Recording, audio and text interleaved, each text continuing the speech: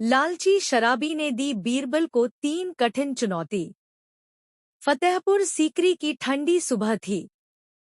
बादलों के पीछे से सूरज झांक ही रहा था कि दरबार में अचानक एक अजीब शोर उठा।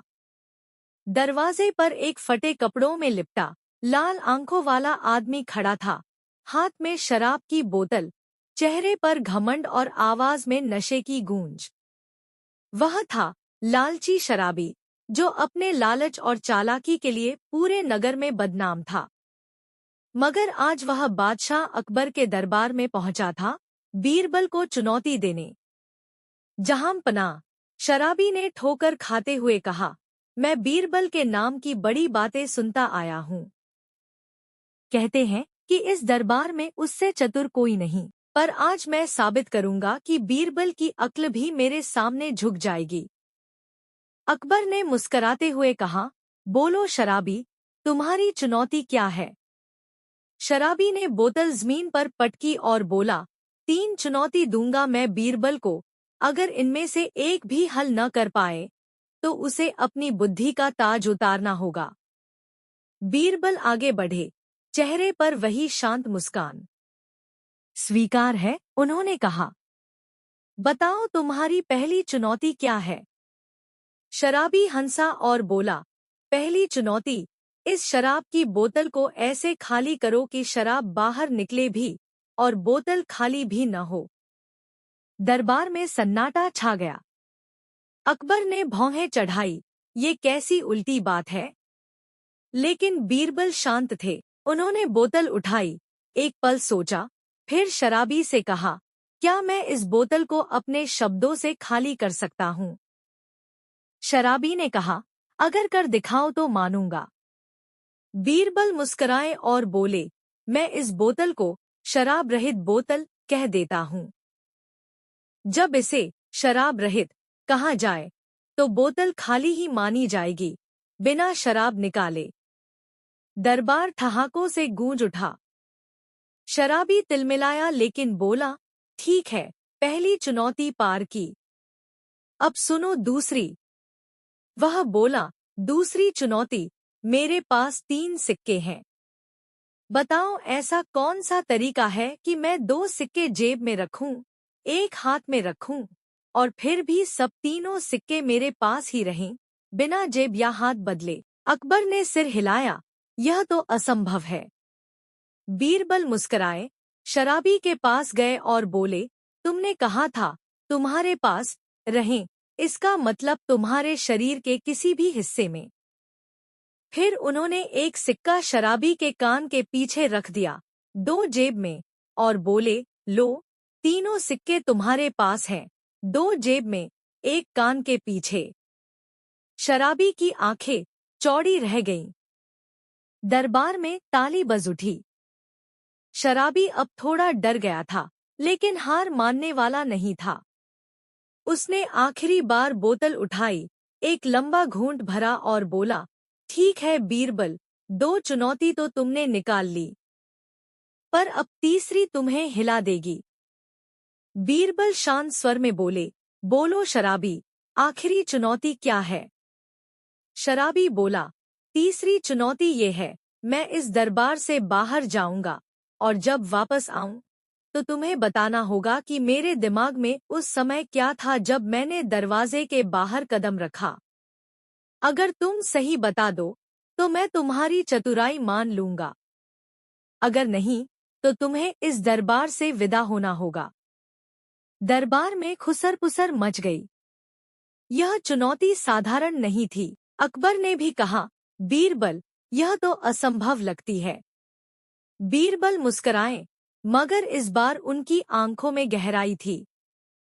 उन्होंने धीरे से कहा, जहांपनाह, अनुमति दीजिए, जब यह वापस आएगा तभी इसका जवाब दूंगा।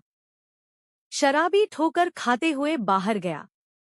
दरवाजे तक पहुंचते ही वह पल भर को रुका, मुड़ा और मुस्कराया। उसकी आंखों में किसी चाल की चमक थी। दरबार में सन्नाटा था। बीरबल की निगाहें उसी दरवाजे पर टिकी रहीं। लेकिन जैसे ही शराबी दरवाजे के पार पहुंचा, अचानक एक रहस्यमयी आवाज गूंजी, बीरबल, अगर तुम सच में बुद्धिमान हो तो कल इस शराबी का असली चेहरा पहचानना। अकबर चौंक उठे, यह आवाज कहाँ से आई? बीरबल धीरे से बोले, जहांपनाह, मुझे लगता है यह कोई शराबी नहीं था। दरबार में हलचल मच गई।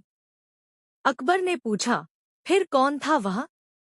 बीरबल ने रहस्यमयी मुस्कान के साथ कहा, उसका जवाब कल मिलेगा। फतेहपुर सीकरी के दरबार में रात भर बेचैनी बनी रही। अकबर के मन में सवाल था, आखिर वह शराबी कौन था जिसने जाते जाते रहस्यमयी आवाज में कहा था, अगर तुम सच में बुद्धिमान हो तो कल इस शराबी का असली चेहरा पहचानना। सुबह हुई और दरबार में सभी दरबारी अपनी जगह पर बैठे थे। अकबर की निगाहें बार बार दरवाजे की ओर उठ रही थी, जबकि बीरबल शांत बैठे थे, मगर उनकी आंखों में किसी गहरी सोच की चमक थी। अकबर बोले, बीरबल, आज वही दिन है। अब बताओ, वह शराबी कौन था? क्या तुमने उसकी असलियत समझ ली? बीरबल ने सिर झुकाया और कहा, जहांपनाह, अगर अनुमति दें तो पहले उस शराबी को दरबार में बुलवाया जाए। हुक्म हुआ। सैनिक बाहर भेजे गए। कुछ देर बाद वही शराबी दरबार में दाखिल हुआ। आज भी नशे में था, पर उसके चेहरे पर पहले जैसी लापरवाही नहीं थी। अब उसके चेहरे पर एक अजीब सी मुस्कान थी, जैसे वह किसी गहरे रहस्य को अपने भीतर छिपाए बैठा हो। अकबर ने कहा, शराबी, बीरबल तुम्हारे असली चेहरे की बात करना चाहते हैं। अब सच सामने आएगा। शराबी हंसा, बीरबल अगर इतना होशियार है तो बताए, मैं कौन हूँ? पूरा दरबार सांस थामे सुनने लगा। बीरबल धीरे धीरे उसकी ओर बढ़े और बोले, तुम कोई साधारण शराबी नहीं, तुम वही व्यक्ति हो जो पिछले महीने खजाने की चोरी के मामले में पकड़ा गया था, लेकिन रहस्यमय तरीके से जेल से भाग गया था। तुमने अपने चेहरे और आवाज को शराब और नशे के बहाने से छिपाया ताकि दरबार में दोबारा आ सको। तुम्हारा मकसद बीरबल की बुद्धि नहीं, बल्कि दरबार की रक्षा व्यवस्था को परखना था।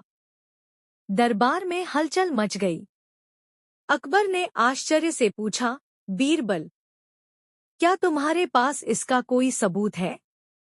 बीरबल ने मुस्कुराते हुए कहा, जहांपनाह, जब यह कल दरवाजे से बाहर गया था, तब इसने कदम रखने से पहले अपनी बोतल जमीन पर गिराई थी, लेकिन उसमें शराब नहीं, सोने की महीन धूल थी। उस बोतल को मैंने सुरक्षित रख लिया था। वह धूल उसी चोरी के खजाने की है, जो आज तक नहीं मिला। अकबर ने सैनिकों को इशारा किया, तुरंत बोतल लाओ। बोतल लाई गई। बीरबल ने बोतल खोली और अंदर की परतों से हल्की सुनहरी चमक निकली। अकबर की आंखें फैल गईं। बीरबल, तुमने एक बार फिर दरबार की इज्जत बचा ली। शराबी का चेहरा उतर गया। उसने झुककर कहा, बीरबल, तुम्हें हराने के लिए मैंने यह नाटक रचा था, लेकिन मैं हार गया। तुम सिर्फ बुद्धिमान नहीं, बल्कि बहुत दूर तक देखने वाले इंसान हो। बीरबल ने मुस्कुराते हुए कहा, हर झूठ की एक सीमा होती है, और लालच हमेशा अपने अंत को बुलाता है। अकबर ने शराबी को दंड देने का आदेश दिया, मगर तभी बीरबल बोले, जहांपनाह, इसे दंड मत दीजिए, क्योंकि इसका लालच अभी पूरी तरह खत्म नहीं हुआ। अकबर ने पूछा, क्या मतलब? बीरबल बोले, यह अब भी कुछ छिपा रहा है। इसकी कहानी यहीं खत्म नहीं हुई, इसके पीछे कोई और है, जो इसे भेजता रहा है। अकबर ने तुरंत पूछा, कौन? बीरबल ने शांत स्वर में कहा, जहांपनाह, वह व्यक्ति दरबार का ही कोई है, लेकिन उसका चेहरा कल रात मेरे सपने में आया था, और उसका नाम मैं कल ही बताऊंगा। अकबर चौंके, क्यों कल?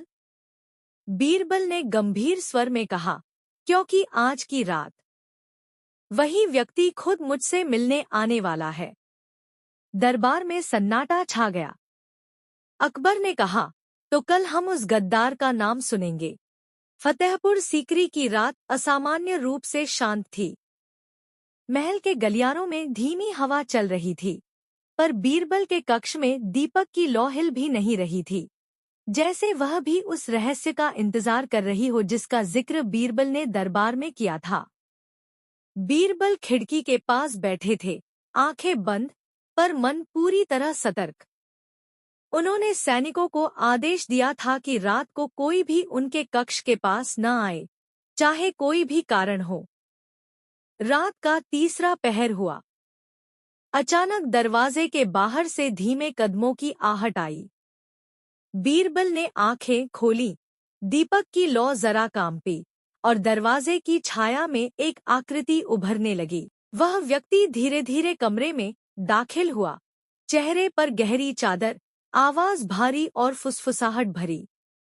बीरबल, वह बोला, मुझे पता था तुम मुझे पहचान लोगे। बीरबल शांत स्वर में बोले, तुम्हारी आवाज से ही सब कुछ स्पष्ट है। वह आकृति हंस पड़ी, तो बताओ, मैं कौन हूँ? बीरबल उठे, दीपक उठाया और उसकी लौ उस व्यक्ति के चेहरे के करीब लाई। जैसे ही रोशनी पड़ी, बीरबल बोले, मुझे पता था। तुम वही हो, राजकोष अधिकारी बदरुद्दीन। वही व्यक्ति जिसने खजाने के गुम होने की झूठी कहानी फैलाई थी और लालची शराबी को मोहरे की तरह इस्तेमाल किया।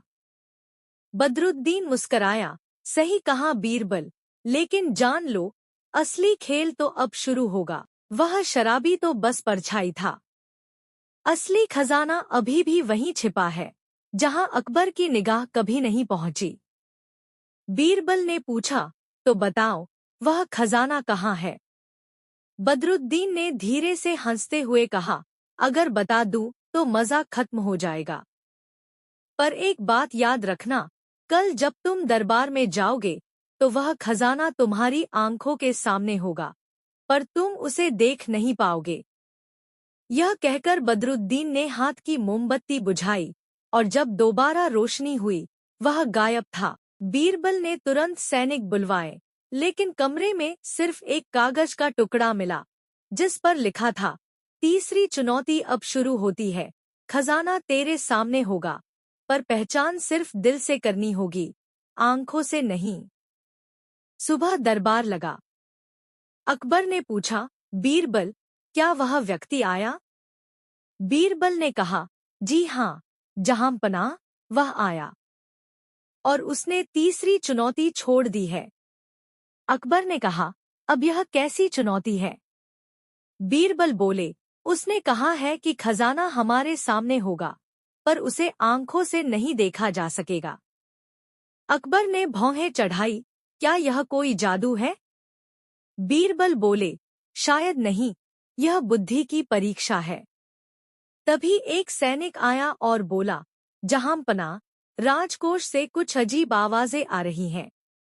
अकबर और बीरबल दोनों तुरंत वहां पहुंचे। जब कोषागार का दरवाजा खोला गया, तो भीतर सब सोने चांदी सही सलामत था, लेकिन दीवार पर लाल रंग से लिखा था, अगर हिम्मत है तो कल सूरज ढलते वक्त इस कोषागार में अकेले आना, बीरबल। अकबर ने कहा, यह तो सीधा जाल है। बीरबल मुस्कराए, जहांपनाह, लेकिन रहस्य वहीं खुलेगा जहां डर लगता है। अकबर बोले, तो कल? बीरबल ने दृढ़ आवाज में कहा, कल शाम को मैं अकेले जाऊंगा और उस गुप्त खजाने का राज सामने लाऊंगा। दरबार में सन्नाटा छा गया। अकबर की आंखों में चिंता थी और बीरबल के चेहरे पर रहस्यमय आत्मविश्वास। सूरज ढलने लगा था। फतेहपुर सीकरी की लाल दीवारें सुनहरी रोशनी में नहाई हुई थी। दरबार के सभी कोनों में सन्नाटा पसरा था। अकबर ने आखिरी बार बीरबल को रोकने की कोशिश की। बीरबल, मुझे यह सब ठीक नहीं लग रहा। यह बदरुद्दीन खतरनाक आदमी है। अगर यह कोई जाल हुआ तो? बीरबल शांत स्वर में बोले, जहांपना, जो रहस्य बुद्धि को चुनौती दे, उससे भागना नहीं चाहिए। आज रात जो भी होगा, वह इस दरबार की सच्चाई उजागर करेगा। यह कहकर बीरबल अकेले राजकोष की ओर चल पड़े। सूरज पूरी तरह ढल चुका था और कोषागार की भारी लोहे की दीवारें अब काले साए में बदल गई थी। बीरबल ने मशाल जलाई और भीतर कदम रखा। भीतर अजीब सी ठंडी हवा चल रही थी, मानो कोई अदृश्य शक्ति वहां मौजूद हो। दीवारों पर धुंधले निशान दिख रहे थे, वही लाल रंग जिसमें पिछली रात कोई रहस्यमयी संदेश लिखा गया था। बीच में रखे बड़े संदूक पर लिखा था, जो देखेगा वो धोखा खाएगा, जो महसूस करेगा वही सच्चाई पाएगा। बीरबल धीरे धीरे आगे बढ़े। संदूक पर हाथ रखा, ठंडा था। उन्होंने हल्के से उसका ढक्कन उठाया, मगर अंदर सोना या जवाहरात नहीं थे। अंदर सिर्फ एक पुराना तांबे का आईना रखा था। बीरबल ने उसे उठाया, मशाल की रोशनी उसके शीशे पर पड़ी और तभी कमरे में किसी के कदमों की आहट गूंजी। दरवाजे पर वही आवाज, बदरुद्दीन की।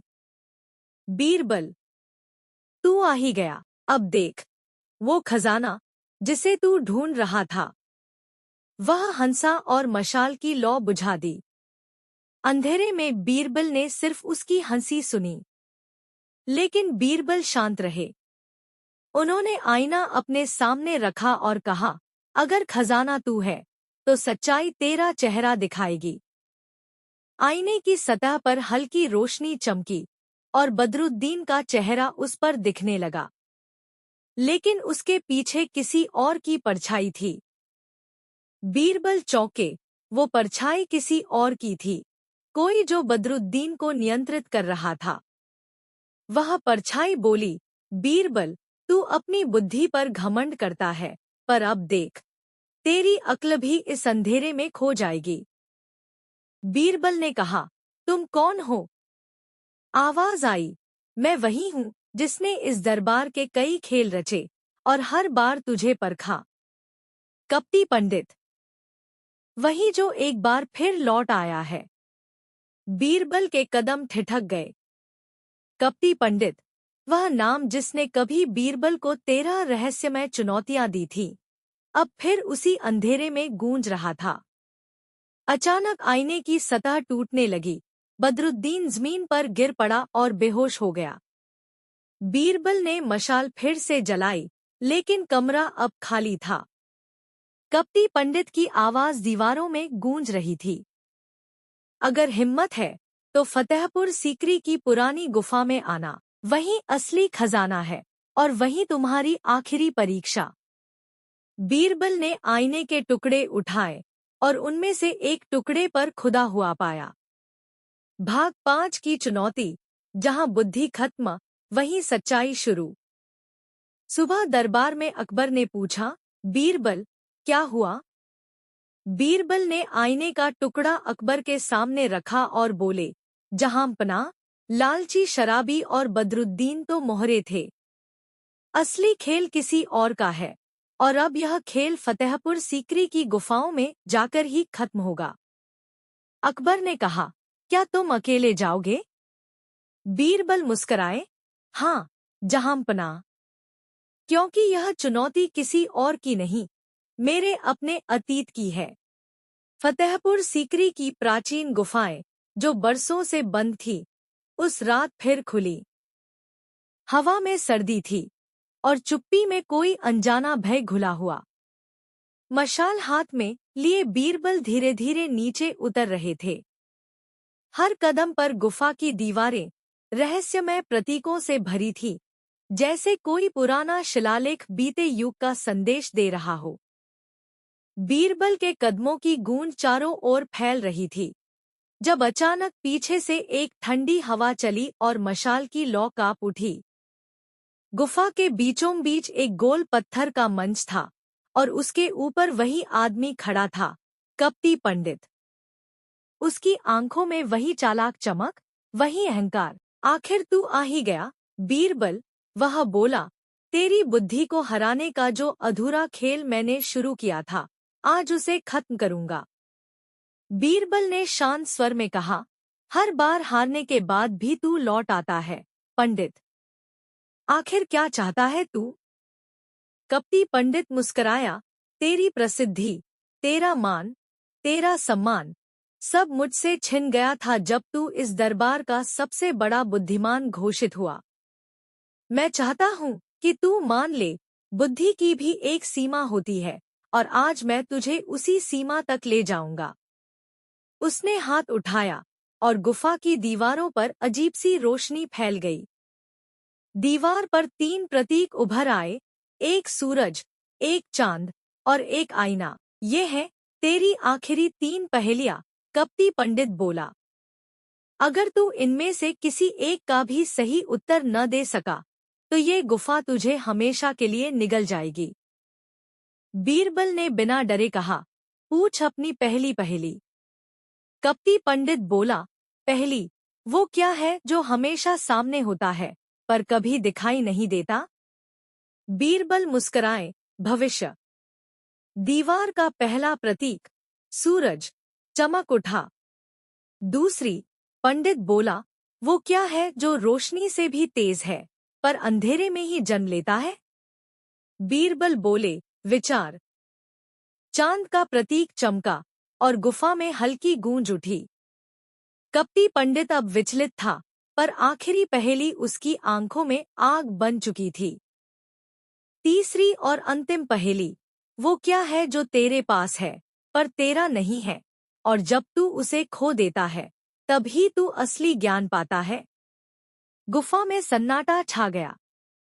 बीरबल ने आंखें बंद कीं, गहरी सांस ली और बोला, अहंकार।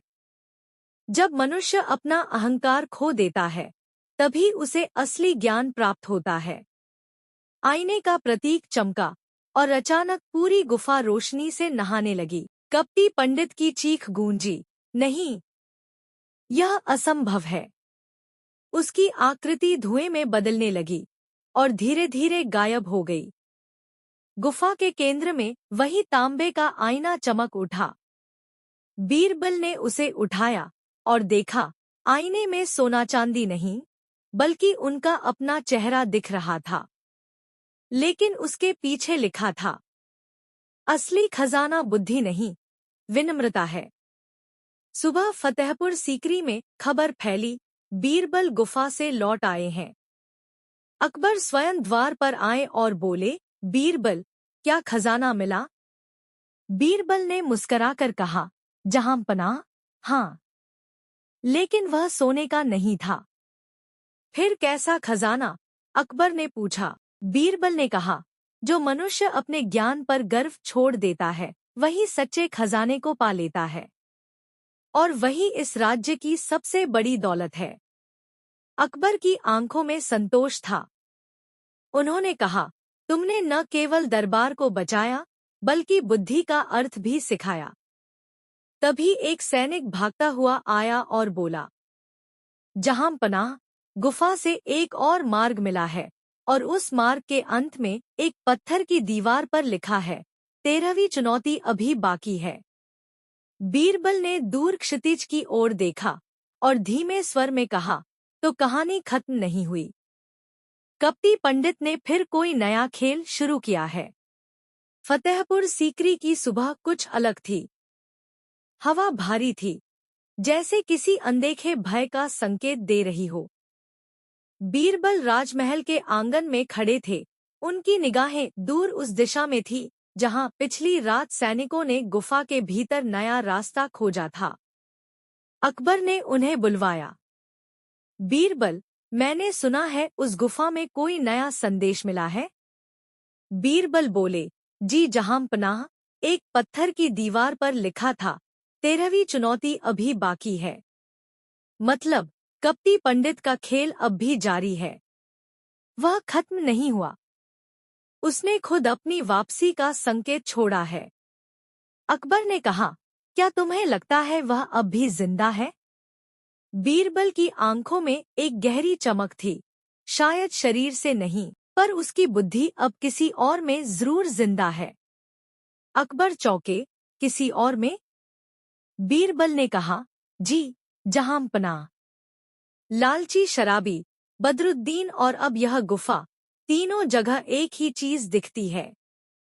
लालच। कपटी पंडित की आत्मा शायद अब किसी ऐसे व्यक्ति को नियंत्रित कर रही है जो इसी दरबार के भीतर है। अकबर गंभीर हो गए। तुम्हारा मतलब है, दरबार में कोई गद्दार है? बीरबल बोले, गद्दार नहीं, जहांपनाह, पर एक ऐसा व्यक्ति जिसे अपने सम्मान से अधिक सत्ता की भूख है। तभी एक सैनिक आया और बोला, जहांपनाह, राजकोष में फिर से अजीब चीज हुई है। सोने के सिक्के अपने आप तैर रहे हैं और किसी अदृश्य शक्ति की आवाज गूंज रही है। अकबर और बीरबल तुरंत वहां पहुंचे। कमरे में चारों ओर सिक्के जमीन से कुछ इंच ऊपर हवा में तैर रहे थे। दीवार पर एक जलती हुई लकीर उभरी। 13वीं चुनौती की शुरुआत, लालच की परछाई को पहचानो। अकबर हैरान थे, पर बीरबल शांत रहे। उन्होंने कहा, जहांपनाह, यह किसी जादूगर का काम नहीं है, यह मन की चाल है। कोई है जो हमारे विश्वास को खेल बना रहा है। अचानक सिक्के नीचे गिरे और उनके बीच से एक लाल कपड़े में लिपटा व्यक्ति भागा। सैनिकों ने पीछा किया, मगर वह आदमी दरबार के पीछे बने पुराने पुस्तकालय में घुस गया। बीरबल बोले, उसे पकड़ो मत, मैं खुद जाऊंगा। वे धीरे धीरे भीतर गए। कमरा धूल से भरा था, दीवारों पर पुराने ग्रंथ और बीच में जलती हुई दीपक की लौ।